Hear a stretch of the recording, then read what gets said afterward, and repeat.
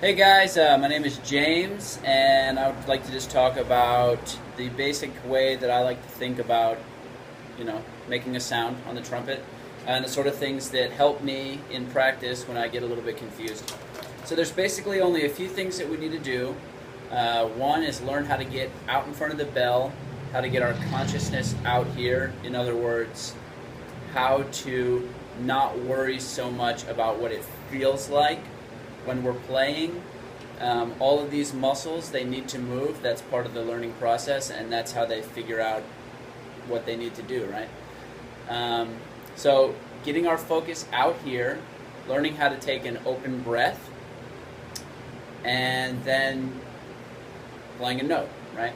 So those are the three basic things. So getting out front is pretty simple. All you really have to do is just look at a point on the wall if you're not used to sort of reaching your consciousness out here, right? So you just look at a point on the wall, and I'm going to play a G, a soft G with a breath attack.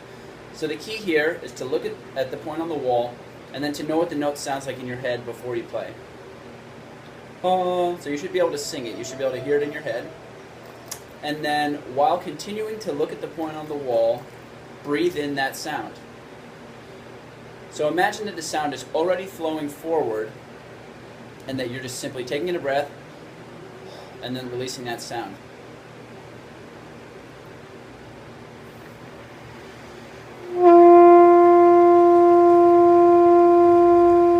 Right, now that's a breath attack, so in other words, I'm not starting the note with the tongue. I'm just blowing air until the note starts on its own.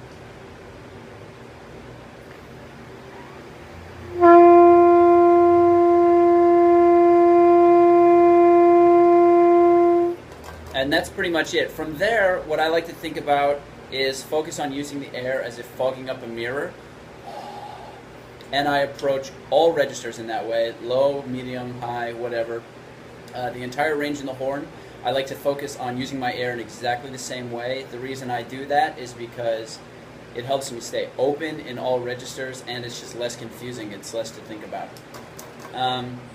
So once you've got your breath attack going, the next thing you want to learn how to do is to start the note with the tongue. The way that I like to do that is not so much focusing on the articulation, but rather just focusing on a bit more of an aggressive start of the airstream, just like you're yelling like, hey, hey, or ha, something like that. I like to think ha, but since we're doing it softly, we'll do it at our intense whisper, right? Same thing, I'm staring at the point on the wall, I'm hearing the sound in my head, I'm breathing in that sound, and then I'm just letting it go. I'll wait for the siren.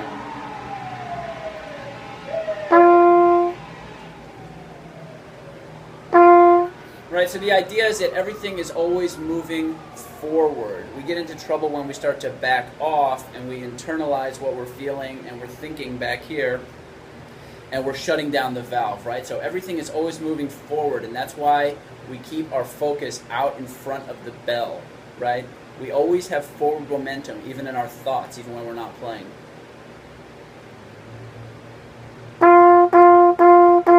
So that's it. That's basically all that I think about while practicing, and I think that if you do that too, it'll help you so long as you're having some sort of a daily routine where you're using exercises that will eventually help you develop the skills that you need to perform at whatever level you want to. So, all right, thanks.